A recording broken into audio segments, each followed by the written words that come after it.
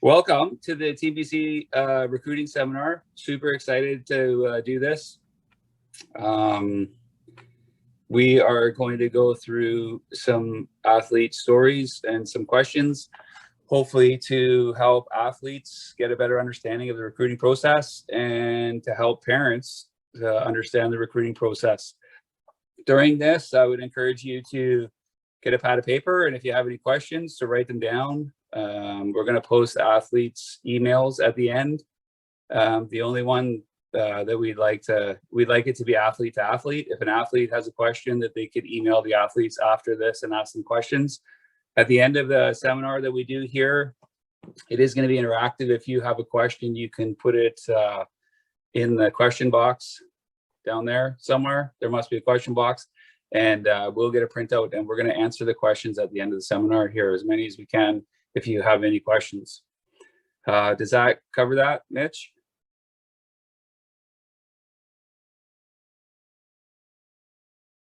All right. Yeah, well, yeah, we're good. So that's, if you have any to add, Mitch, just fire it in there when we're doing this. So my name is Jason Bishop. A lot of you probably know me. Coach Team BC for, I don't know, 10 or 12 years or so. I've been around. Been really fortunate to coach some of the athletes on our panel. We're really lucky to have these athletes on our panel to share their experience, and they've taken the time out to share their experience. They all have vast experiences and really different experiences. We have girls and boys on the panel, women and men on the panel, and just going to introduce them. Jack Charvino, he's from Coquitlam. He's going to prep school right now at Blue Ridge. He's a senior, and next year he's going to Johns Hopkins University. Candace Mcdole, her hometown is Maple Ridge.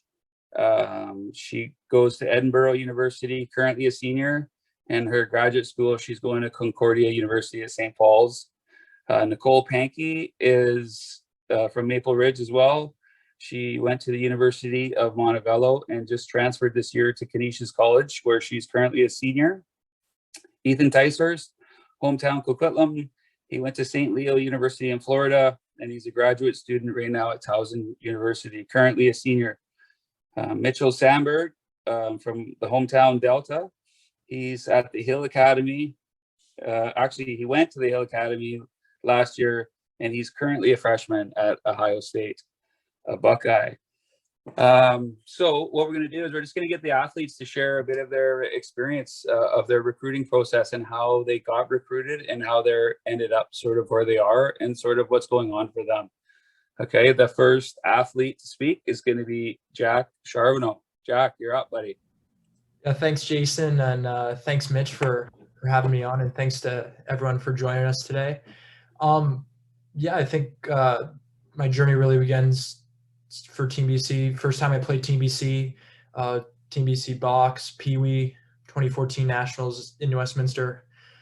Met a ton of people that I've known for almost my entire lacrosse career. It's been great, but I think for my recruiting experience, it really starts in my freshman year back in Canada.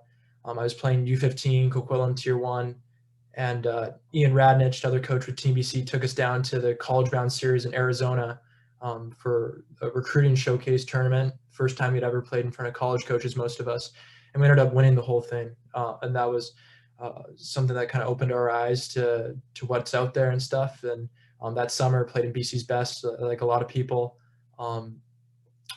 Went on again to winning nationals that summer. And I also had a unique experience that Ian was able to get to me. I got to go to 3D National Camp at the Lawrenceville School in New Jersey, played in front of a ton of coaches, and got to play in front and with a bunch of East Coast club teams, seeing some of the best players, the class of 2020, 2021. So that was pretty cool. And then during my sophomore year, I was going to Terry Fox in Poco while still playing in Coquitlam. I got recruited to go to Blue Ridge School by Coach Michael Herring, who's now the head coach at Young Harris College down in Georgia. So I reclassed, went to Blue Ridge, and my recruitment story, it kind of picks up from there with Coach Herring really advocating for me. And me going to some prospect days, University of Virginia prospect day, that's right kind of beside Blue Ridge, University of Richmond prospect day, and just getting my film and emailing a ton of college coaches. And then from that, I got interest from a couple ACC schools, Ivy League. And then down the road, I guess in March of my first year at Blue Ridge, I had the opportunity to go on an official visit to Cornell University, and had a few other official visits lined up that were in the works. But I fell in love with Cornell and the coaches there. And I committed like a week after I took my official, was committed to Cornell for almost a year, just over a year. Felt really good about it. But then my coach who recruited me to Cornell, Coach Peter Milliman, took the job as the vacant job at Johns Hopkins as the head coach. And at that point, I was still pretty set on Cornell. But I ended up talking to Coach Milliman again, and he informed me just of how important lacrosse is at Johns Hopkins and what kind of school it is. And then I got a text from John Grant Jr., offensive coordinator. That didn't hurt either, as an attackman. So then I flipped my commitment from Cornell to Johns Hopkins. Really tough decision, tough phone calls, but had to be done. And I couldn't be happier. In my senior year here at Blue Ridge School, being coached right now by Dom Starja, NCAA all-time leading wins coach, 4-time national champion at Virginia. And yeah, couldn't be happier. Pumped to go to Hopkins next year. Nice. That's awesome. What a great journey. I'm excited for you to play for junior too. What happened with your transfer? Because you committed to a school, and then what was the rule? Like, you can just decommit and go to another school? Yeah, so when you're in the recruiting process, nothing's really official until like your senior year and you're signing your national letter of intent. So it's really all verbal up until then. So I had a verbal commitment to Cornell and those coaches. And then when I decided that I was going to flip my commitment to Johns Hopkins, I phoned up the current coaches there, Coach Busick and Coach Stevens, and let them know that I was flipping. And that's that basically. Nice. Well, that's awesome. Congrats. That's exciting stuff. Thanks, Jack. Okay, next up we got Candace Mcdole. Thank you, Jason. Just to add on to Jack's part too there, if your coach actually leaves once you signed your NLI and you're like not even going there yet, you can actually you get out of your NLI because it's a new coach. So just so you guys are aware of that as well.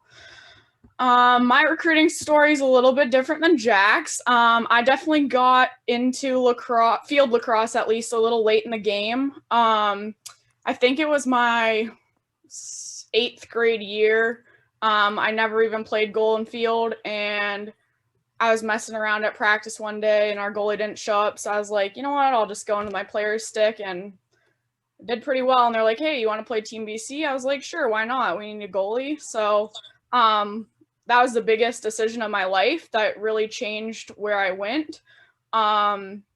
Through the girls program, it's definitely the biggest showcase that we have, especially because your high school teams don't really get to go anywhere, or your high school teams don't even exist. So playing for Team BC really opens a lot of those doors. When I was finally old enough, I was able to go to the President's Cup in Florida, and that tournament is an eye-opening experience for a player and for all the coaches that go there. My senior year of high school, I came home from that tournament, and one of the best tournaments I played in, and I had about 100 emails from different coaches ranging from Div 1 all the way to NAIA. So that's kind of where I came home from it and had to decide what I wanted to do. I sat down with my parents, chatted with them a lot, narrowed it down to about 20 schools. I looked into the top like 5 or 6 that I was really interested in, and then decided I was going to go to Edinburgh.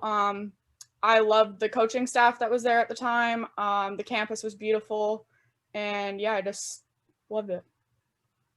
A little bit more is my junior year in fall, I suffered a pretty traumatic injury, an ankle injury.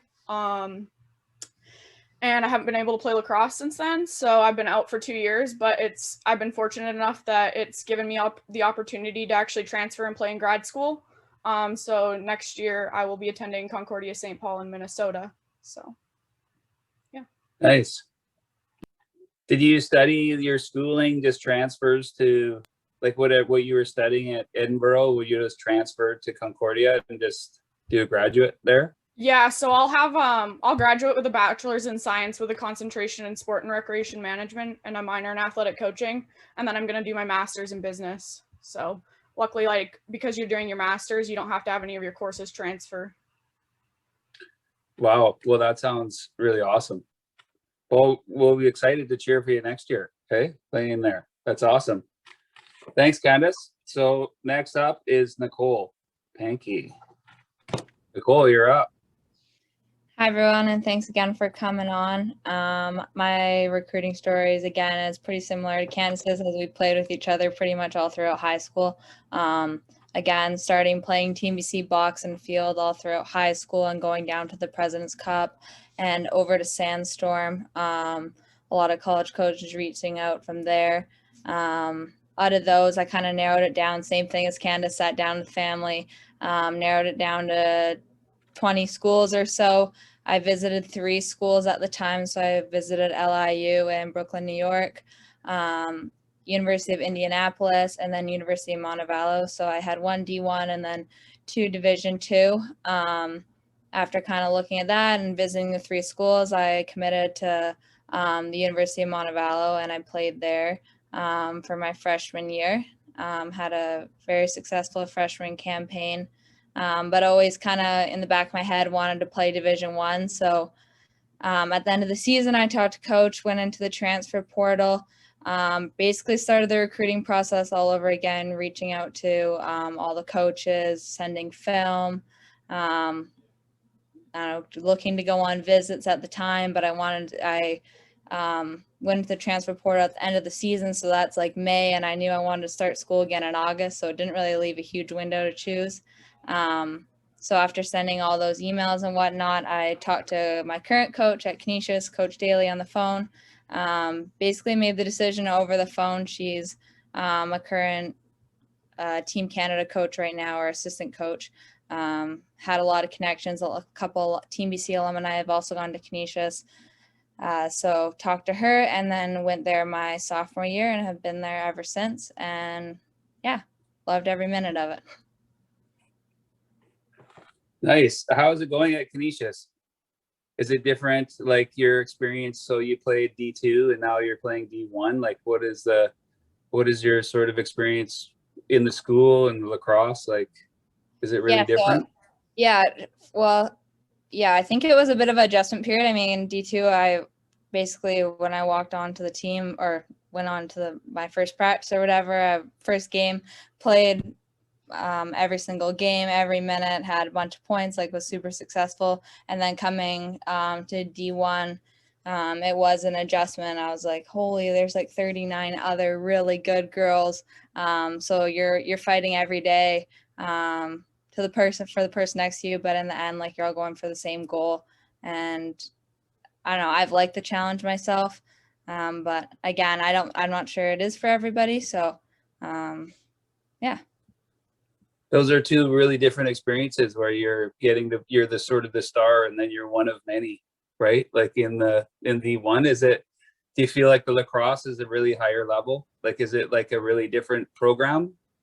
In my experience, yes, I think it very black and white different. But I know that some of the high end, like our school has played some high end D2 schools, and I haven't seen like a huge gap between them. So I think it really just depends on the conference you're playing at and what level, like bottom D1, top D1, or top D2, bottom D2. There's a huge difference just in that as well. Yeah, for sure. Well, thanks, Nicole. Ethan Ticehurst, you're up, buddy. Hey guys, this is Ethan Ticehurst. I grew up playing minor and junior lacrosse in Coquitlam, British Columbia. I've competed in 3 Mendo Cups in 2017, 2018, 2019, and we won one in 2018. Shout out to Bish. I got recruited by Coach Cotter, who currently coaches at Newberry University, through Ryan McMichael. He was the offensive coordinator at St. Leo. This was mostly through like high school and some of my box film. Prep schools and academies weren't that big when I was going through the process, but competing for Team BC and going to camps like BC's Best really helped out with getting seen. Even due to that, I wasn't heavily recruited, and St. Leo gave me the opportunity to make an instant impact, and it was overall the best fit for me. I spent 3.5 years there at St. Leo's, a Division II school in Florida. I was getting my undergrad in biomedical health science, and we played in the national championship in 2018. But as you all know, COVID stopped playing in 2020, and I really wanted to make an impact at the Division I level, and they gave all spring athletes their year back. So I decided to transfer as a graduate student to Towson in 2021.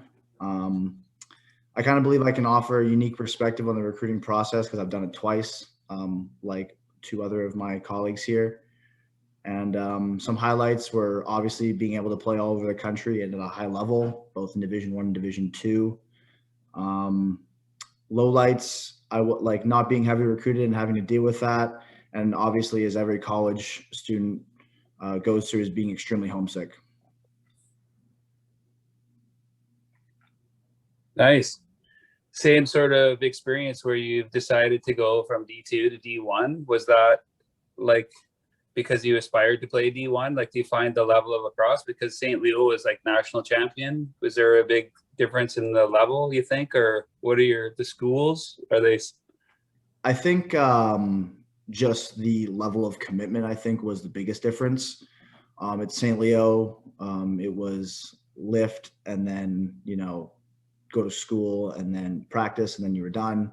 But at Towson, I wake up, I go obviously get COVID tested now. I go into film for, an hour and a half at a time. I practice for 2 hours. I go lift for an hour and a half, and then I'm come back and I'm right into school. So it's really an all day thing. Whereas at St. Leo, it was kind of spread out during the day. I had breaks, I could nap. But here it's really full bores. You're going to compete, you're going to win. And that's first and foremost in everything that they do. So that's what I find was the biggest difference. Well, it's probably like Nicole said too, that there's a lot of players, right? How many players are on your team? There are 53 men on my roster. Yeah, so there's only 10 on the field, right? So you gotta earn it every year. Yeah. Well, that's awesome, Tice. I'm excited for you. Hopefully you get through this weekend, eh? I'll be cheering for you. Thank you. Yeah. Okay, Mitch, you're up, buddy. Buckeye. Hey everyone, my name is Mitchell Sandberg. I'm from Delta, BC. Right now I'm a current freshman at The Ohio State University, taking health sciences with a minor in bio. So my recruiting journey has been a little bit different compared to some of the other panelists we have here today. Back when I was getting recruited, which was heading into my grade 10 year, I went to the BC's Best showcase in Victoria, where my current head coach, Nick Myers, was there. He got to see me play there, and then stayed for about a week after and watched me play some box lacrosse. And he's just got a lot of connections for players in BC, having coached guys like Logan Schuss, Trey Leclerc, and Jesse King. So he's definitely familiar with the BC natives, I guess you could say. But so yeah, that was in the summer, heading into my grade 10 year. And then throughout the fall, I got the chance to take a visit down there. This was before the rule change with recruiting.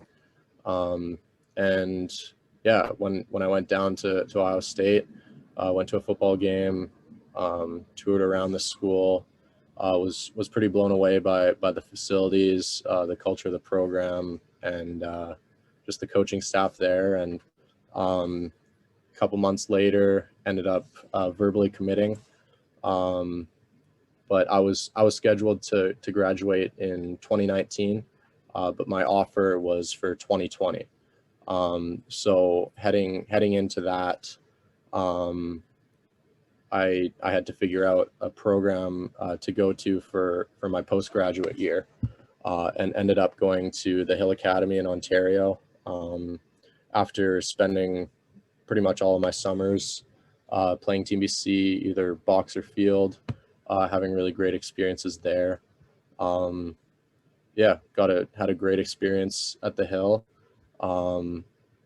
Unfortunately, our season was canceled due to COVID last spring, but yeah, currently just a freshman here, adjusting to things in my first year, and having a great time. Nice. So what is a day of like, what does your day look like? Like, what is a typical day? Yeah, so pretty similar to what Tice said. I'll wake up, get COVID tested, head back to my dorm, get some schoolwork done before practice, practice for a couple hours every day, and then we lift a couple times a week and have film probably 3 or 4 times throughout the week scattered through, heading into our game days. It's super busy, keeps you occupied pretty much all the time, especially with a heavy course load. But yeah, it's definitely a grind, but totally worth it and lots of fun. Have you played yet, Mitch? Like, have you No. actually, you haven't got to play yet? Yeah, no. So right now we're 4-6 heading into the Big Ten tournament. I unfortunately haven't been able to play in any games yet, but you know, just goes to show the level of difficulty and competition that there is at the Division I level.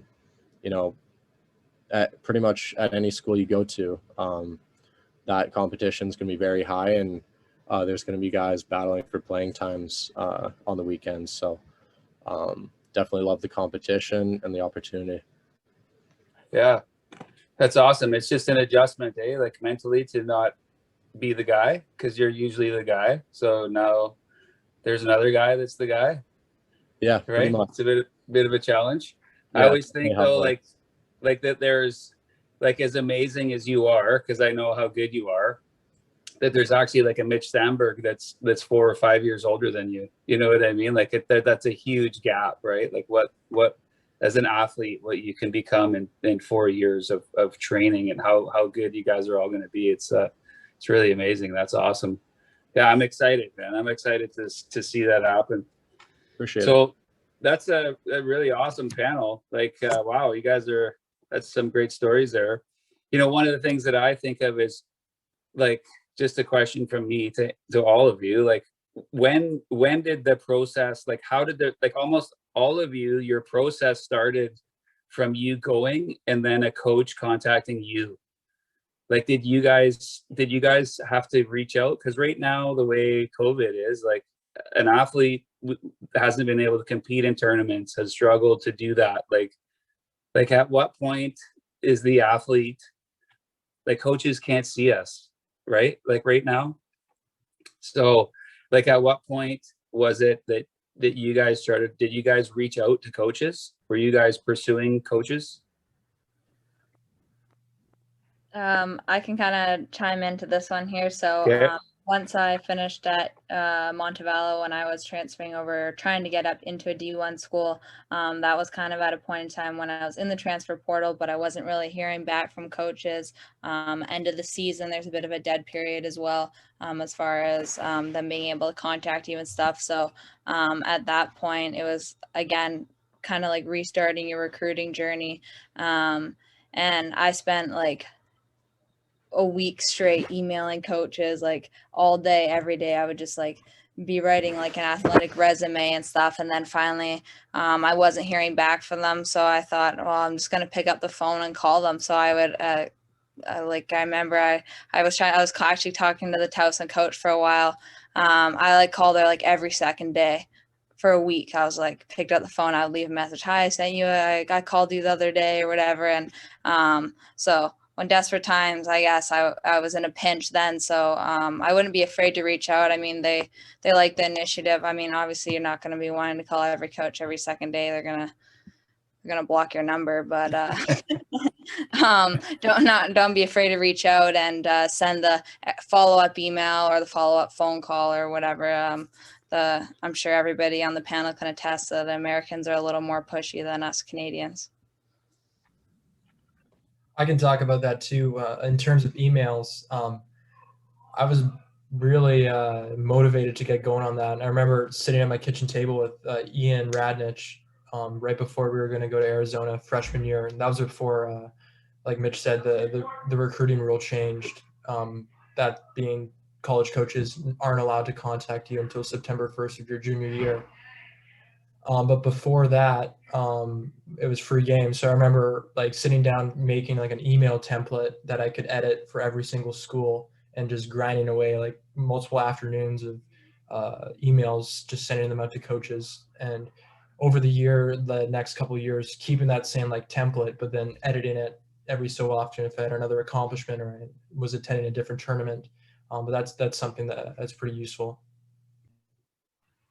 Nice. Yeah, sorry. I'd have to say the same thing as Jack. I did the similar, but obviously I'm a little older, so we were allowed to talk to people when I was a lot younger, but I had the same email template, and when you go to a tournament, they usually give you a list of all the coaches that are going to be there, or at least the schools that are going to be there, and then you just pick what ones you want to reach out to, and best bet is just to reach out to as many as you can to get your name out there and have them contact you after as well and follow up with them. Nice. Okay, so there's a couple of we have some questions here, and you guys can chime in if you want. This one's to Ethan. What are some of the opportunities for athletes to continue playing collegiate lacrosse? Personally, as some of the panelists know, like all opportunities, no matter the level of competition, are good opportunities. The fit is what the prospective athlete should be focused on. If Virginia, for example, doesn't have your program of interest and the coach hasn't made you feel like a wanted athlete, it's probably not a good fit for you. That goes for every school at every level. I always tell people to not let like this stigma that people have said of not playing at a Division I school stop you from attending a program that's going to help you develop as a lacrosse player. But more importantly, like a person. Like I think we can all attest to the fact that like university, like leaving your home made me grow up like so much faster. Like I'm so much of a different person than when I stepped onto the campus in Florida 4 years ago. So I just think that's one of the most important things, is to not let that stigma stop you from finding your fit. And whether that fit is NAIA, JUCO, Division III, Division II, Division I, I don't really think it matters. Anybody want to add to that?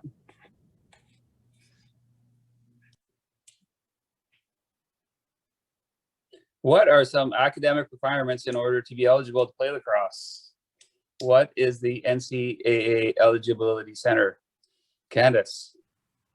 So the NCAA Eligibility Center is kind of like the clearinghouse that you have to go through in order to play at the collegiate level. You usually start that like 9th or 10th grade. I may be a little older now. I don't know. But basically, you have to take some classes that are considered core classes through the NCAA, which is your sciences, your English, your math, a few courses like that, all through your high school in order to be eligible. You also need to take your ACT or SAT and have your scores sent to the clearinghouse. And everything to do with the recruiting process has to go through the clearinghouse. So if you show up on campus and something is wrong with your eligibility center issues, you will not be able to step onto the field until you get those sorted out. And usually your coaches will be able to help you out with that. So. Nice. Anyone else? What steps should an athlete be taking in order to best prepare themselves for for the recruitment process? Grade 8, grade 10, grade 11, grade 12. Jack. Actually, just to touch on what Candace was saying, I know for me being a boarding school right now, we have a dedicated college counselor. I know most high schools in BC and stuff do as well. And usually they help you do a good job with making sure you're all eligible for NCAA and stuff. So if you're ever in question for anything, go to your college counselor. But yeah, the question that Bish asked, a bit of a long one, but just kind of going off my experience and know from a bunch of guys who are in college right now and stuff who have been around, grade 8, grade 9. I think those are the years right now, especially with the recruiting rule, no contact with a college coach until September 1st of your junior year, where it's just building relationships with people who can help you out down the road. I was so fortunate when I was in grade 8, grade 9, meeting people. Ian Radnich, huge impact on my life with the recruiting piece, and just making those relationships and starting to figure out what sort of schools you might be interested in, and having some honest conversations with a trusted mentor about who actually knows what they're doing and has sent kids to college, but where they might actually see you ending up. So that's grade 8, grade 9 year. And a big part of it too that I think everyone will say is film. You need to be filming pretty much anything that you're filming these days, because that's just such an important part of the recruiting process. It's the first thing that college coaches will ask in an email and a call. Hey, what's your film? Can you send me your film? And now with COVID especially, coaches haven't been able to get out, and they've really been learning how to look at film. So if you don't have film, you can't do anything. But I'd say that grade 10 right now is probably the most, if not most important year, especially summer of grade 10. For me, it was sitting down with your trusted coach and figuring out what sort of schools you might be interested in, and reaching out to those schools before September 1st with some highlight tapes. Maybe you've taken an SAT, ACT, sending your GPA, expressing interest, saying what programs you're interested in at that university, and then going from there and hoping they call out on September 1st. And then junior year, maybe you saw that certain schools have interest in you and stuff, and you're interested in them. Another next step that a lot of college coaches ask, especially for Canadians, is to go to a prospect day. That's when you can go directly on the college campus, play in front of the college coach, and they can coach you. It's allowed by the NCAA. And a lot of these prospect days aren't just run by the actual coach. Like I went to the one in Virginia, huge ACC program and stuff, but there was like 6 other colleges there, D3, a couple other D1s that are there coaching and actively recruiting as well. So if you can look for those big prospect days, those are big. But that's another thing in your grade 11 year, and just continuing building up film, and looking out for SAT, ACT. That's changing every day. Standardized testing. People are starting to figure out that might not be the biggest indicator for college, but as of right now, it's a reality. So spending a decent amount of time studying for those, making sure you have a score that won't hurt you. You don't need a perfect 1600 to get in if you want to play college lacrosse at a really good academic school, but just getting a score that won't hurt you, and just really hoping that colleges start reaching out and making sure that that in the relationships you've had with coaches, high school coach, club coach, that they're reaching out on behalf of you for the schools that you're interested in and are realistic. Nice. Nicole, did you want to add to that? Yeah, so Jack had a lot of really good points on like kind of the more technical pieces of things with COVID right now, and when things should be done and whatnot. I did think of a couple things that I could add, just things that you can focus on like as a player right now. So not necessarily recruiting wise, but just like with everything going on in COVID right now, some things that players can be doing in the meantime when there are these kind of dead periods or maybe a bit of a lull in your recruiting process. So I came up with, you can create an athletic resume. So just like it sounds, creating basically same template as you would for a job resume, but doing that for all your athletic achievements or where you played. I found this was an easy way to let college coaches know, or just have on hand when you are talking to coaches. As Jack said, prep for your SAT, ACT, and allow for multiple attempts. It's fine if you don't do well in the first one.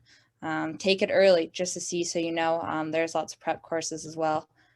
Focus on your grades in school. I know high school, and when you start getting close to your senior year, it's easier, or I don't know, it's sometimes you get a little off track, but stay focused. Keep up with your grades. As far as actual like player development, my biggest thing would be like stick work. Everything you do with your dominant hand, do it with your non-dominant hand. Work on your speed work on your agility. And then another one of my biggest point was get in the weight room. I'm sure everybody on the panel can attest that when you get to college after going to school in Canada, you realize that these American kids have been in the weight room since they were like 8 years old, and they've gone, like, their high school is like their prep school. So they've been lifting and doing all this kind of thing all throughout high school. So getting in some kind of program like that, I think will serve the players well once they are freshmen or wherever they end up going for prep school. And then my last point was also reach out to mentors and ask questions. As I think Mitch said, that they were going to attach your email at the end, and don't be afraid. I know any of us would answer the email because we had lots of questions when we were going through it, and it is a confusing process and can be overwhelming. So not being afraid to pick up the phone and ask us, or send an email. There's lots of people willing to help. Just for the listeners, can one of you guys just explain what the SAT and the AST is? Is that right? AST. ACT. What those two things are? So yeah, just a few things. ACT, SAT, standardized tests in America. They're usually done on a college admissions. You got to do it. Everyone takes the same test. SAT is a different test than the ACT. They ask a lot of the same questions, but one's more geared towards like people who are more time oriented and people who take more time. And there's a lot more breakdown, but like ACT has like a science section, whereas like on the SAT, there's longer math sections and stuff. So there's a bunch of like websites and stuff that you can choose from whether or not you want to take the SAT or the ACT. But just talking or speaking on what Nicole said, and I said a few times, the dead period. Something that you guys might not know about. What that means is NCAA coaches, if they're in a dead period, aren't allowed to go out and recruit like in person, or they can't have recruits on campus for official visits where they pay for you to come on campus. So NCAA D1's been in like a dead period for over a year now. So it's really slowed down recruiting, and like most of the 2022 class, well, all of the 2022 class like hasn't been able to take official visits. So that's been kind of crazy. For that. And just to add what I was going back on about, like during your 9th grade, 10th grade year, just give a little bit of a plug for boarding school and stuff. I've been going to boarding school for 3 years. It was the best decision I've made in my life. Mitch, only other person on this channel, went to the Hill for a PG year. Actually, Mitch Cavalier, and also went to Blue Ridge as well. But it's definitely an option for people if you're looking for something different. I've been away since I was 15, and I feel really ready to go away to college. And that's something that Tice said before, like being homesick and stuff. I had to experience that when I was 15 years old, and I can confidently say I'm ready for college, but that's another route for people as well in your younger high school years. Nice. Thanks. So next question, what advice during a pandemic would you give an athlete that is interested in the recruitment process? Mitch. Yeah, I mean, I think it's been touched on quite a bit, but the general theme is, try and get your name out there, right? Email college coaches as much as you can. Also, get film to send to them as well if they reach back out to you. And I think one thing that I would advise is just do your research. See see what you want out of your college experience. Whether, you know, you're thinking Div 1, 2, 3, JUCO, wherever you're at, really just use the time to kind of self-reflect and discover your interests, and try to match that up with schools by doing research. I know when I was starting to get through my recruiting process, I did a lot of research on the schools that I thought would be a good fit. And, you know, you can take looks at the pictures of the college campuses, the facilities. You can do pretty much anything to find out a lot of different things about these different programs. And there's definitely a ton of options out there that likely everyone can find a great fit. So my main point would just be do research, find out what you like, and at the end of the day, you're there to get an education. So try and figure out what you want to do in school, and kind of help that narrow your search by looking at what kind of academic programs are available at different schools. Nice. Yeah, I know. Like if you wanted to be a nurse, you would have to actually find a school that has nursing that you wanted to go to school. But you don't just get to go where you want to go, right? Like you actually, the school needs to have the programs that you want to study, right? For sure. But when you got to Ohio State, Mitch, it actually felt like home. Like it actually was a place that you could, when you walked on campus, you actually felt like this is where I want to go to school. 100%. Yeah. Yeah. That's awesome. That's awesome. How do I make sure my athlete doesn't get missed by college coaches? Nicole.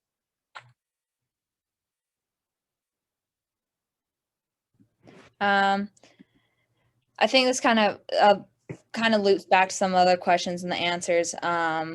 But I guess just be diligent with reaching out and doing your research and sending emails and providing the film and all of those aspects. I think there's a spot for everybody, no matter the level of play you are somewhere.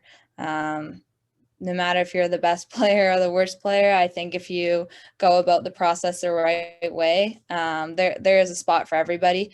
It may not be on full scholarship at a top 10 school, but there's a spot for everybody to play lacrosse after high school. So going through the process, I think is the best way, I guess, to not get missed. Jack? One thing that I've kind of noticed during my recruiting process and stuff, and this might be a little unique for some people, but I think some would agree with me, is a lot of colleges are recruiting us as people from Canada, right? Those Canadians, because we play box all our life. They're not necessarily looking for us to be able to split left to right, whip one with our offhand sidearm down the alley. Like that's not exactly what we're going to play for. So really harness your box skills and use that to your advantage during the recruiting process. Film a lot of your box games and send those out, because coaches are definitely going to be interested in that, maybe even more so than a lot of your field highlights. So definitely focus on that. And I said before, especially with your GPA and standardized test scores, a lot of the times, if you're worried about that, just make sure that they're good enough. Because colleges, whenever they ask you, especially schools like in the Ivy League, ACC, Big Ten, who are pretty good academic institutions, that's one of the first things they're going to ask. What's your GPA? Have you taken a test score?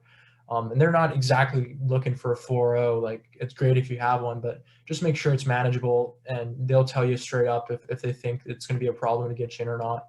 But just make sure you're on top of it. It doesn't need to be perfect, but yeah. Yeah, going off Jack's point there, I think that's a really good point about kind of honing in on the box abilities. I know for myself, I kind of had two separate reels. So I had like a box reel and a field highlight reel.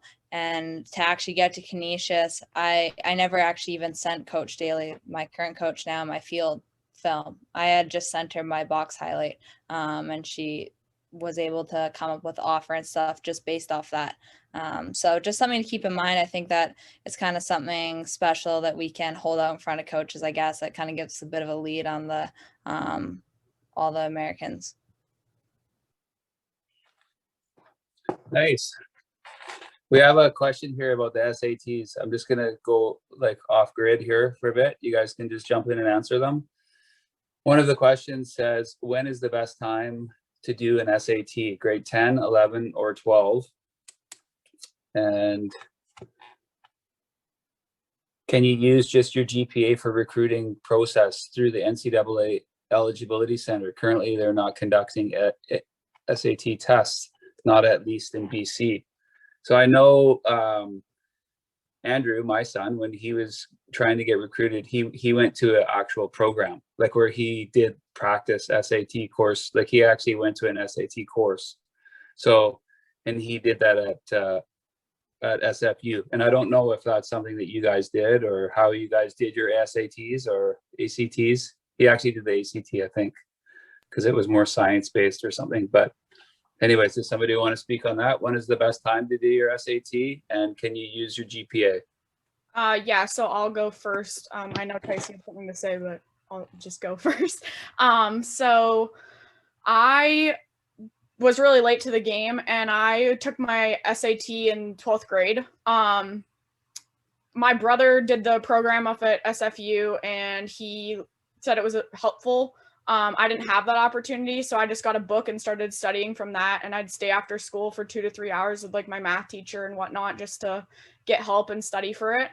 I came out, my SAT score was pretty low. I'm a lot better in sciences, so I ended up taking the ACT and doing a way better job.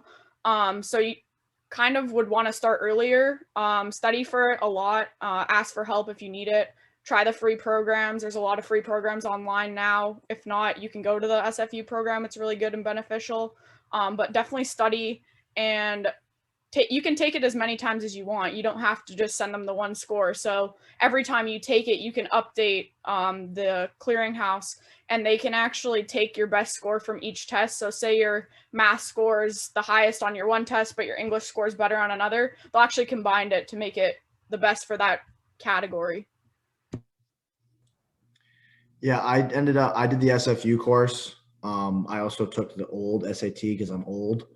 I believe it was a 2400 back when I believe they averaged it. I don't remember. It's so long ago now, but the SAT course was definitely super beneficial to when I took the SAT.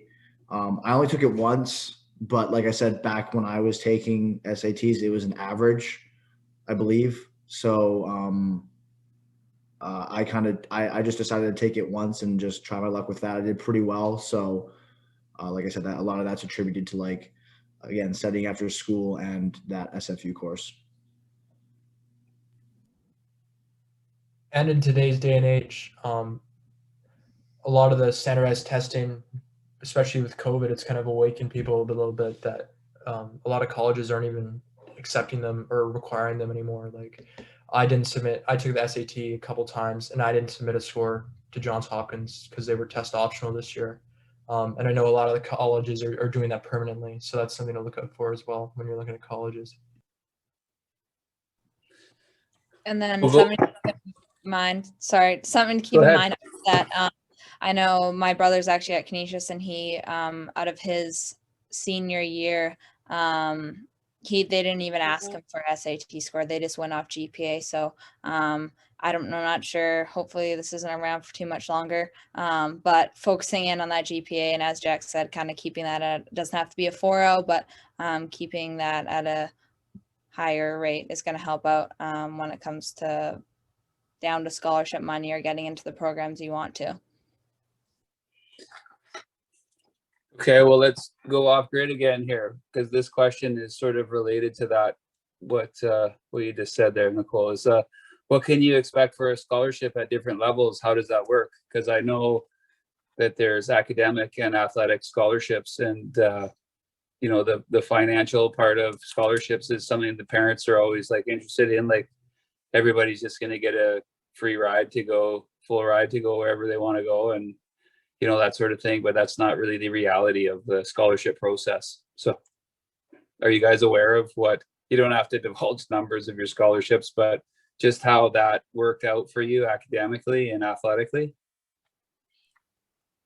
I can go first. I mean, obviously, when I played Division II, they were looking to get, you know, someone to step in right away, and they offered, you know, a good bit of money. But at the Division I level, I believe it goes based off of, you know, how much you're contributing or how much they expect you to step in. I know it's different for a lot of guys, but some kids are on scholarship, some kids aren't.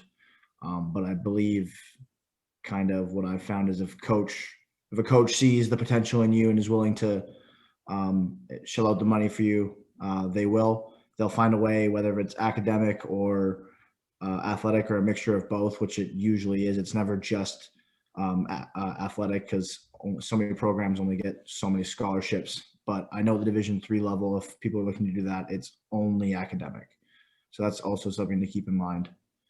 If anybody else wants to chime in, like I said, it's been a while since I went through the process. So, yeah, for me, it was a little different. Definitely, kind of what Tice was saying was they do, if they want you there, they'll find ways and loopholes around things. There's always extra scholarships you can apply for through your school or even through like international programs and whatnot. Definitely transferring too, for me, it's more performance-based at my next school. So I'll get a set amount of money the first year, and then my next 2 years, like if I perform well, it's going up. If not, it stays the same. Once you have that money though, they actually can't take it away unless it's academic wise. If it's athletic, it's yours for those 4 years once you sign that piece of paper, and you got that money, and it can only go up from there. So, and actual numbers for the scholarship, what Tice was saying, like if you think about it, Mitch, Ohio State, or Tice was, 53 guys on his Towson team. For men's lacrosse, NCAA D1, they're only allowed 12.6 scholarships per team. So coaches usually divvy that up, and it's 12 for women, 10.8 for D2 men, 9.9 D2 women, and D3, like Kansas said, there's no scholarships. And you also have to look at some Division I schools, like in the Ivy League, they don't give out any athletic scholarships, so it's all financial aid based. So I can't really think of anyone, even that I've known here in the States or in Canada, who gets like a full academic or full athletic scholarship for lacrosse. It's like almost unheard of. So usually it's a combo of both, or maybe you'll find out that the financial aid of the university is a better deal for you. But yeah, those 12.6 scholarships, coaches get really creative with those. Yeah, like I found that when we were looking at schools, that the school would sort of make it the same amount that it would cost for the kids to go to school here. So if it costed $12,000 to go to SFU, it's basically going to probably, the scholarship at 80% or at 85% is going to be like $12,000 to go to a school, something like that. And it could go up to like $25,000. Like, I don't know what, you don't have to say what your scholarship is, Mitch, but do you know how much it costs a year to go to Ohio State? What does it cost to go there a year? As an international student, including like residence fees and stuff, I think it's around 50,000 US. Yeah. What about Johns Hopkins? Johns Hopkins next year is 82,000 American. Yeah. So I mean, I'm not sure, like, as that goes in level of schools, the size of the school, the parents are sort of, I don't know, some parents maybe think that it's just going to be like a full ride for their kids to go away to school to get a scholarship, but there's always going to be some sort of financial commitment by the parents for their kids to go to school in the US. But what they will get is an opportunity to play at a collegiate level, a sport at a collegiate level, which is like an amazing experience. Let's go back to our questions here. If I want to help my athlete, which means a parent, if I want to help my athlete with the recruiting process without stepping on their toes, how much involved should I have in the recruiting process? Mitch? Yeah, I mean, my opinion on this question is that for the most part, your son or daughter should most likely be driving the bus, and, you know, being proactive, reaching out to schools, writing the emails themselves. Maybe some opportunities that the parents can step in and help is, you know, like checking over the email, making sure it sounds professional. And,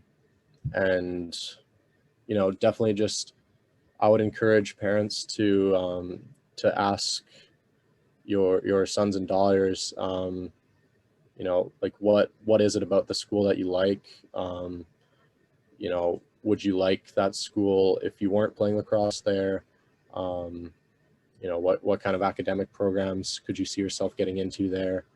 I think, and then also we were just talking about the financials. I think that's mainly when the parents should step in and kind of talk about that, because at the end of the day, like that's a huge commitment brought on by the entire family, and of course, like parents should have high level involvement there. But for the most part, I know, and definitely in my experience, and I'm sure most others, it should mainly be the athlete talking to the coaches and stuff. Tice?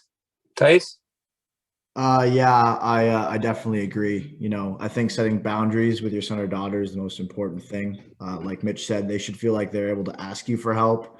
They should be open to having discussions with you as where they're at and where they feel like they're gravitating towards in regards to decision. But like I said, or like Mitch said, at the end of the day, though, it's their process and they need to want to do the work necessary in order to be successful. Because, you know, when they're thousands of kilometers away and something comes up, they're going to need to problem solve and find the solution themselves. University, especially in the United States, I went through a huge culture shock. I'm assuming everybody can say the same thing.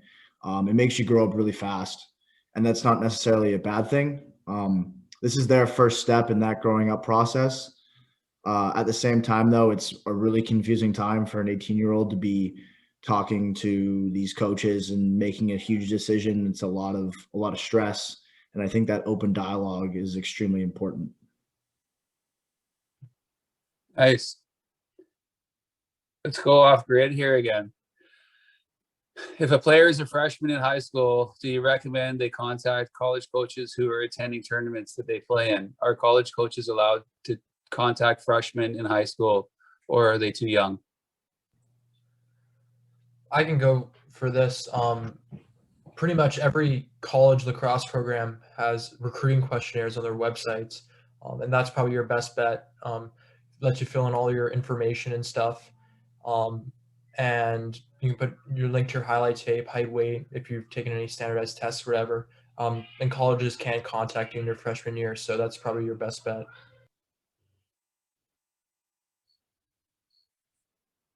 Nice. Okay, let's go on here. When can college coaches start the recruitment process with prospect student athletes? We sort of just answered that, but Ethan, you got anything to add to that? Not really. I mean, like what was said, I'm going to put something in the chat though, because I found this when I was kind of preparing earlier. It's the calendar for the, that might be all the Palmas. Mitch might be able to handle that. It's pretty much the dead period and all that, and it explains the type of time frames that are there. But like it's already been stated, they really can't contact you to start the recruitment process before September 1st of your junior year. But like it's been mentioned many times, that the process on your end can be started. So when that September date hits, you're already ready to go. You're already networked, and you've already got, you know, potential coaches ready to call you, ready to start the process there. How can a parent help their athlete find a program that fits for them that they're looking for? Mitch. Yeah, I think Ethan made a really good point earlier about just having open dialogue with your son or daughter, talking to them about their preferences, like big school, small school, mid-sized school, you know, where you think your ability's at, and you know what kind of school load you can handle, and definitely the different commitment levels as well. And honestly, I think it just goes back to my point earlier about doing research. You know, I would start building a list of different schools that you're interested in, and kind of categorize them based on, you know, your level of interest, like on the lacrosse aspect of things, on the social aspect of things, on the academic aspects as well. Just kind of, you know, you have to go out and do the work and do more research. And at the end of the day, the best bet is going to be going on visits. But, you know, in this period with COVID and not too many visits being done, I think it can just really help to do your research and have that open dialogue.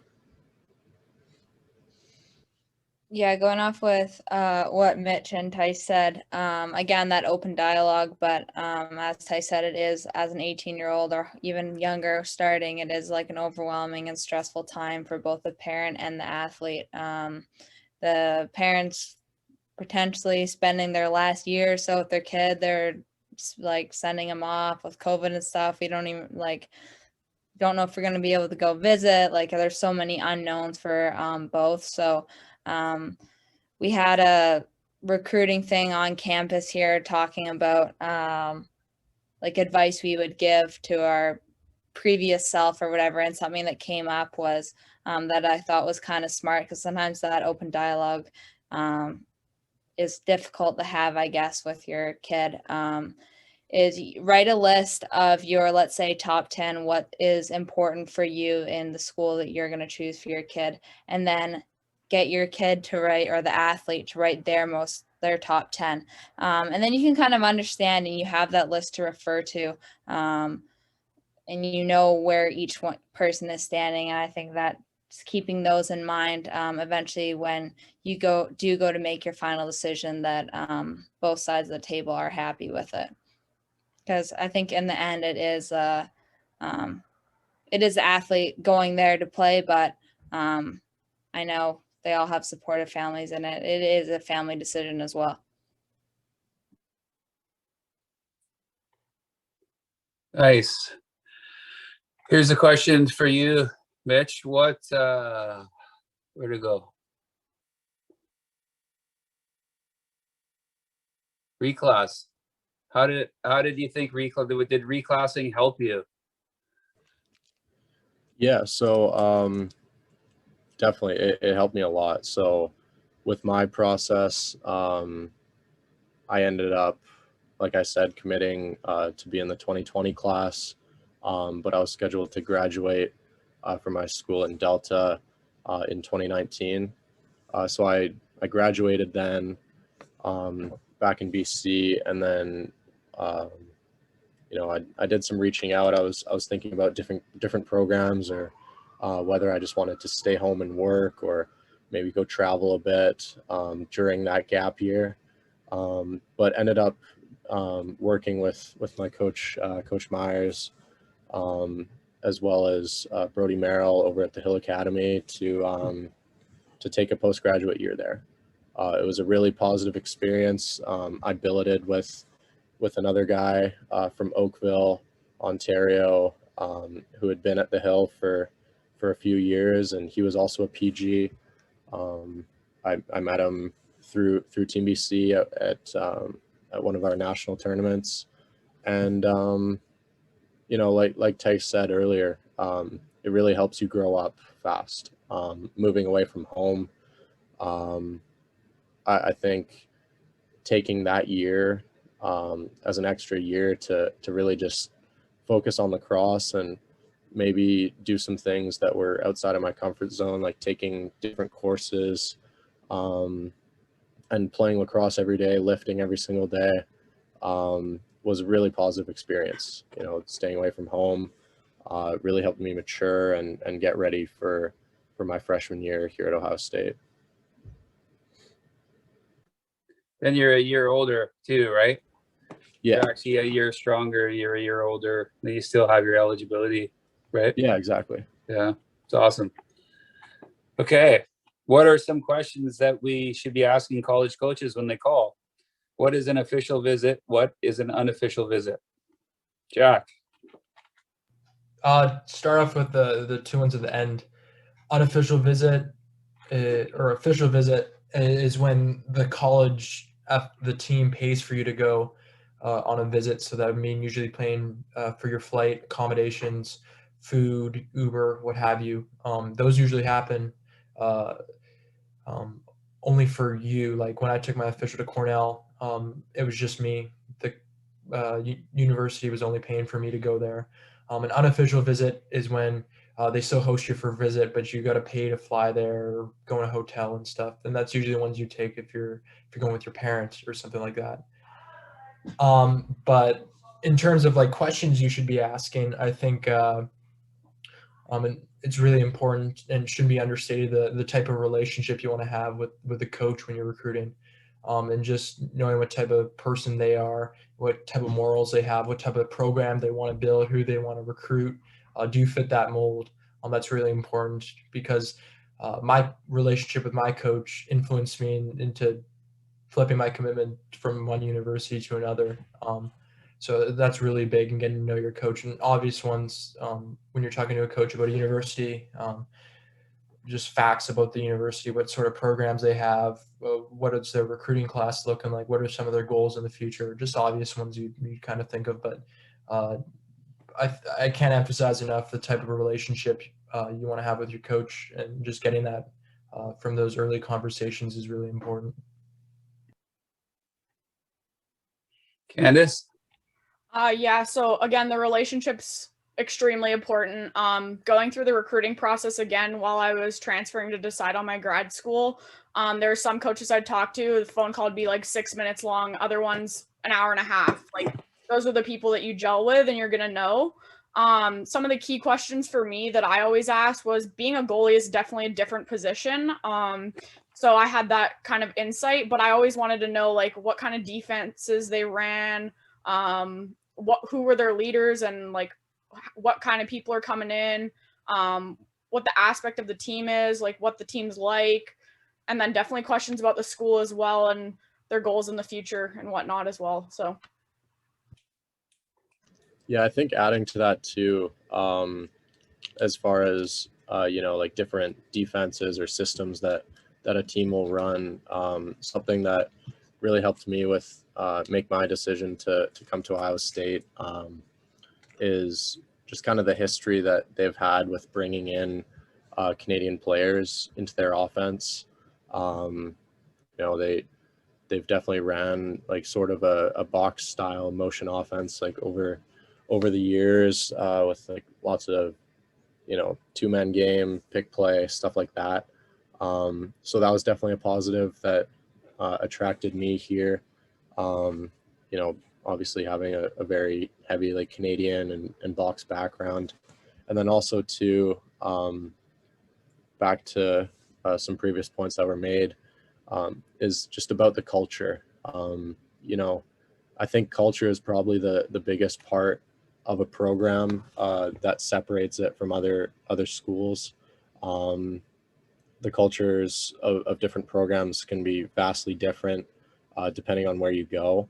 And I think just like Jack said earlier, making sure you fit that mold and know, what's going to be expected of you when you come to campus, and also just making sure that it's the right fit for you, right? Like if the culture doesn't really mesh well with what your goals are or what you want to do at school, then it's probably not a great fit. So definitely just diving deeper into that and knowing what you're getting into before you make a decision. Yeah, sorry, to add on to that as well, just definitely ask questions, whether it's academic wise too. I know a lot of schools have academic success coordinators and people that are there to help you through your degree. Definitely asking about the academics as well. If there is that support on the team for those athletes, is a big question that you should probably be asking, even when you're traveling so far away, you're going to get homesick. Some mental health issues may come arise. If they have those free psychologists and whatnot on campus, or if those are easy to access for the team and whatnot, those are all pretty good questions that you should keep in the back of your mind. But always asking questions of coaches, making sure you seem interested and whatnot, just so they can feel for you as well. Another point to add off that, sorry, when I know everybody kind of dialed in on culture, and I think that is such a huge thing when making your decision. I know for me, going on just the visits, and I know it's hard because of COVID right now, but spend some time with the actual players and the team away from the coach. Talk to them when you're on campus. Like you'll get a pretty good sense as a player of how you're going to mesh into the program, how they talk about going to practice, how they talk about the coach, how they talk about, I don't know, their day-to-day life. Like you will know who wants to be there and if it's a good program. And then I know like some schools, like I know here at Canisius, we've been doing, when somebody comes on a visit, a recruit will come on, they'll meet with a coach over Zoom or whatever. And then we, like 3 or 4 players will log on to a Zoom and we'll talk with the recruit. And then they're able to ask kind of more one-on-one questions. So maybe that's something that you can ask coaches is, are we able to set up a Zoom call with a couple of players to ask them some questions? And the coach isn't there. And so you're able to get a little bit more of a sense of what they think of the program, and ultimately that's who you're going to be spending your time with, is those players. So making sure that you think that you're going to gel well with them, I think is huge. Nice. How many of your teammates are taking advantage of the extra year of eligibility due to COVID? What impact do you think that would likely have on recruiting? Do you think it will limit spots available? I can take this one. Obviously, I'm taking my COVID year right now. But if you look at any of the ACC teams, they've loaded up from, especially Notre Dame loaded up this year. Duke obviously got Sowers. It's pretty crazy the level of competition, level of guys that some of these schools are getting, and obviously that's gonna affect recruiting. Like, I don't know personally a lot of guys, considering I'm old. But I know that, if you bring in Michael Sowers and you have a freshman coming in that's supposed to start, his spot is immediately gone, and there's no ifs, ands, or buts about it. The coach will obviously take a 5th-year guy who's established and played for 4 years and has had a massive impact on another team, who wants to take his graduate year over a freshman with potential. I mean, it's a business. That's how it goes. It sucks, but that's just the reality that this COVID has given us. And obviously it's given guys like me an opportunity to play, but it also has taken away some opportunities for some guys to get burned. And like I said, that's just how it goes with college recruiting being a business. Everybody wants to win. Everybody wants that ring. So coaches will do anything they can to get it. So you going to Towson, you as a 5th year going to Towson, you actually took the spot of somebody that had a scholarship that is going to Towson, so they didn't get a scholarship this year? Is that what happened there?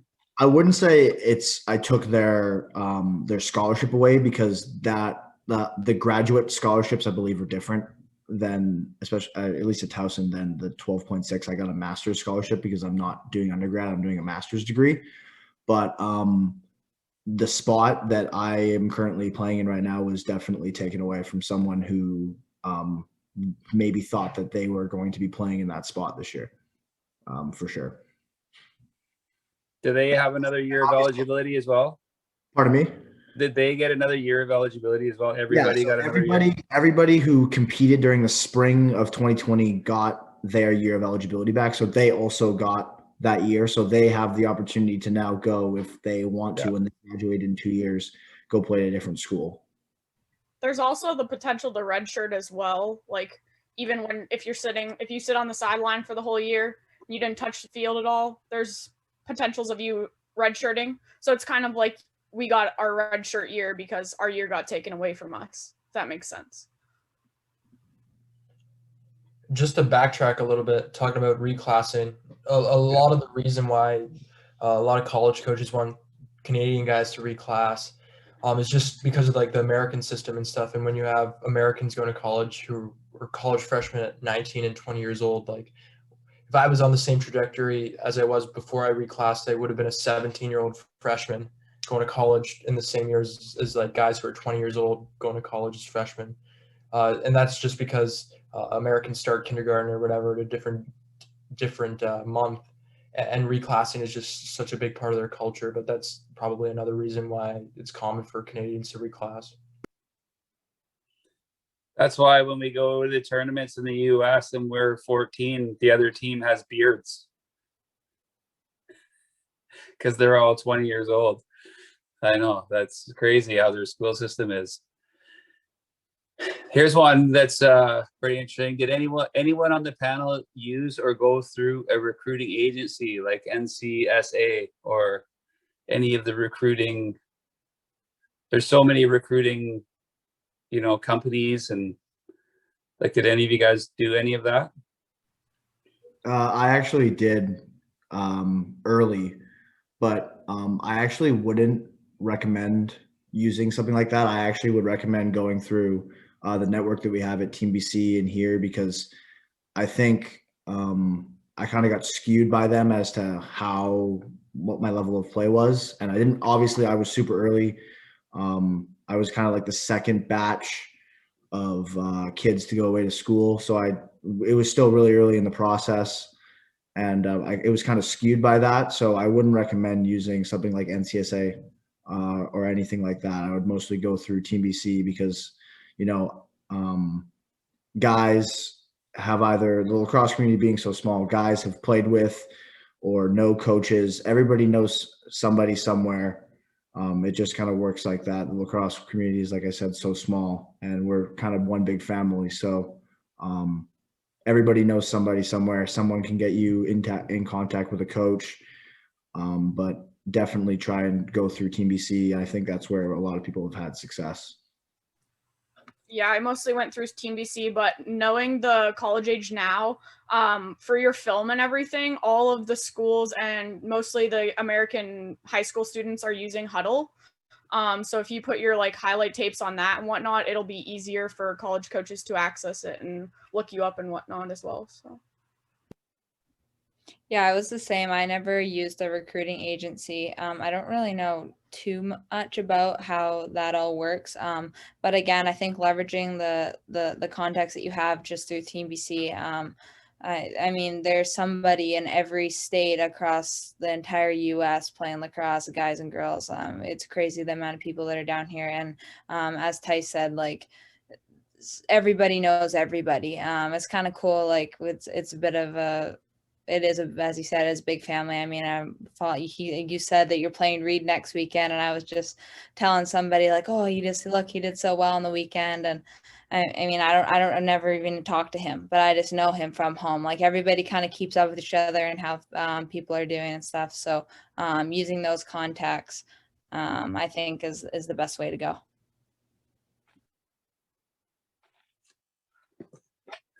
Nice. Is it true that it is better to leave an answer blank instead of getting the answer wrong on your SAT? I actually I've never taken it, I think, and you don't get an incorrect point for just guessing. But you could read up more on that if you look. It's better to guess. Version. Sorry. What'd you say? I think the old version of the SAT, the one that Tyson, probably me and Nicole took, it was very statistics based like that. But I think the newer one, I think it's kind of, you can do whatever and you don't get penalized for the wrong answer or leaving it blank. But I know for when me, Nicole, and Tice probably took it, like, we definitely did get penalized, but I think it's changed since then. So I always tell my kids to guess D if they're going to guess. D is the answer. What did the panelists suggest in the absence of games, tournaments, to gather film or footage?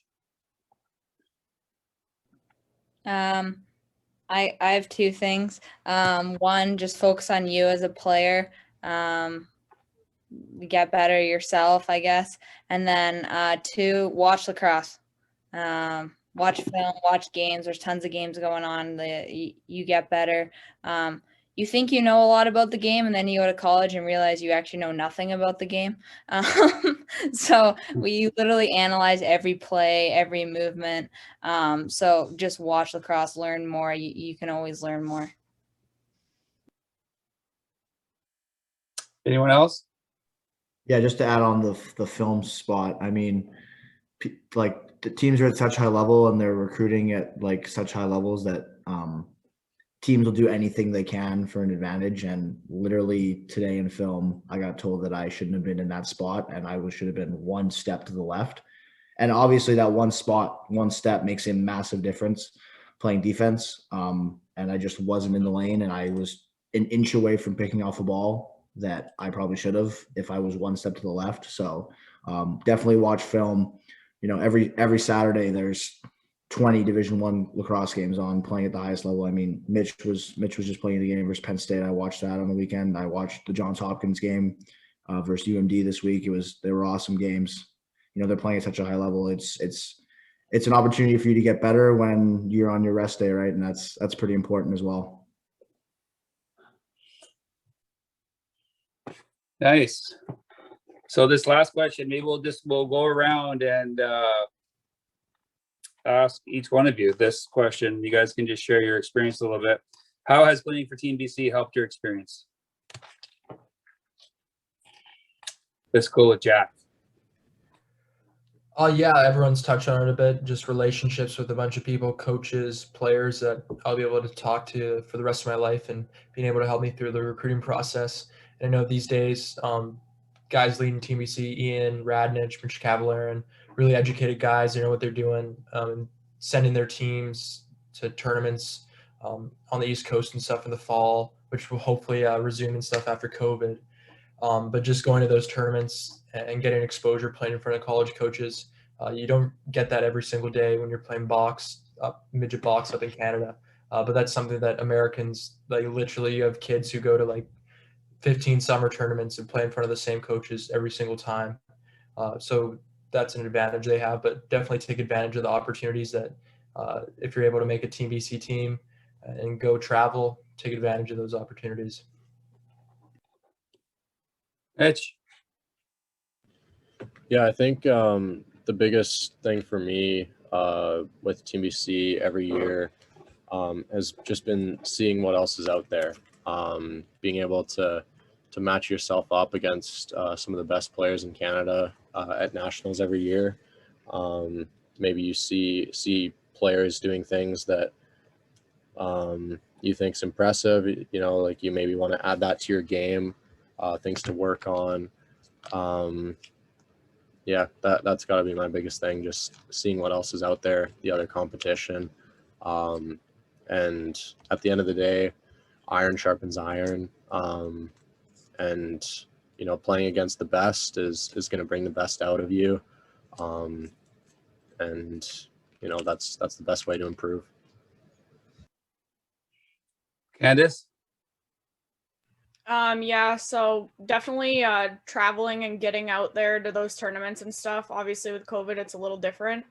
But having those relationships with your coaches, especially with the Team BC coaches, they can vouch for you. They can talk to coaches on your behalf. It's a big thing. And then just having those relationships with the girls and other guys that you're going to know for the rest of your life, and being able to see where they are and what they're up to is definitely helpful. Nicole?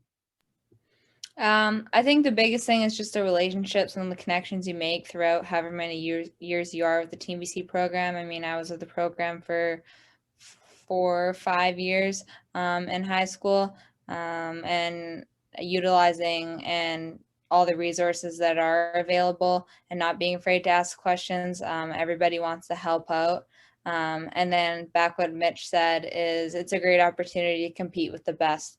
I mean, I'm biased, but I think Team BC is some of the best players in the NCAA or whatever league you find yourself in. So yeah, taking advantage of that. Tice? I think with Team BC, I think there's a lot of parallels with joining a new team. A lot of guys get into the habit of playing with the same guys for 10 years in BC, and you're playing against each other. You know guys, but you really don't. And I think once Team BC brings these players together and sends them off to compete at the highest level, it's kind of like showing up as a freshman on campus the first day, right? You got to make friends quick. Everybody's trying to make friends, and you're kind of meshing and seeing where you're at, and it's kind of like first camp at Team BC, right? You're trying to find guys who you like to hang around with, and that's the exact same thing as flying across the country to play for a brand new team. So I think the experiences Team BC did with that really helped me gel with my new teammates twice. So I'm very glad and very grateful for that opportunity to do that as a young kid, and then learned again as an old person who I get called a lot on. Well, that's awesome. There was one other question there that came through that was about where can we watch games, the games that we were saying we can watch. And you can watch the games on the ACC network, on the Big Ten network, Big Ten Plus. You can watch them on ESPNU. But if you just click on Inside Lacrosse and then just go to the games, a lot of the games are free. They're just webcast games. You can watch games. There's probably one on right now. Like, you can watch games every day, girls or men's games, women's games, like all the time. They're always on there, the top teams. So anybody that wants to watch games to aspire to play at a higher level.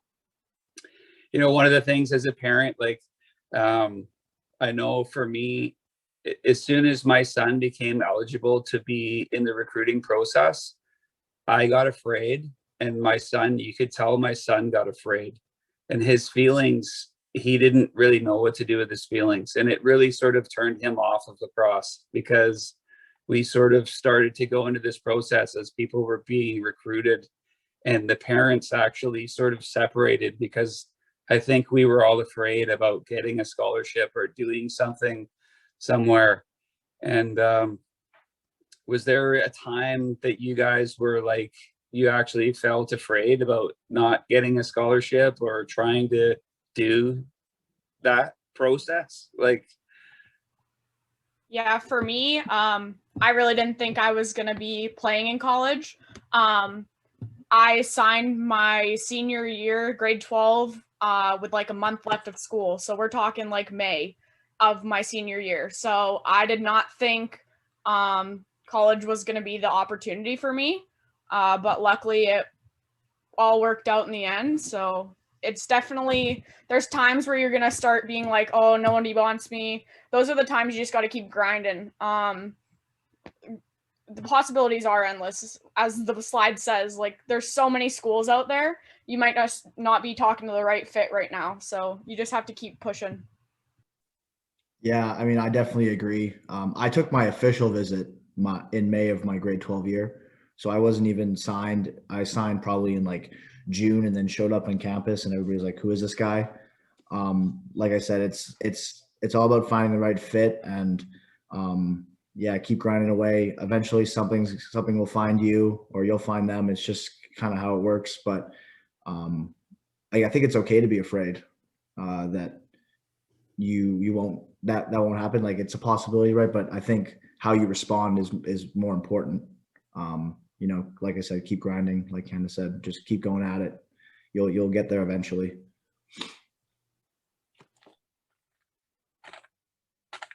anyone else? So, like, I don't know, this seminar for me, like, it's the first time we've done this, and this was like so awesome. Like, so awesome. You guys are like not only like amazing athletes, you're amazing role models for all of the kids watching this film, and that they could aspire to be like you guys. And I don't know if you guys realize the impact that you have by paving the way for the kids behind you. like how you guys are in school right now is actually paving the way for like another athlete to get there.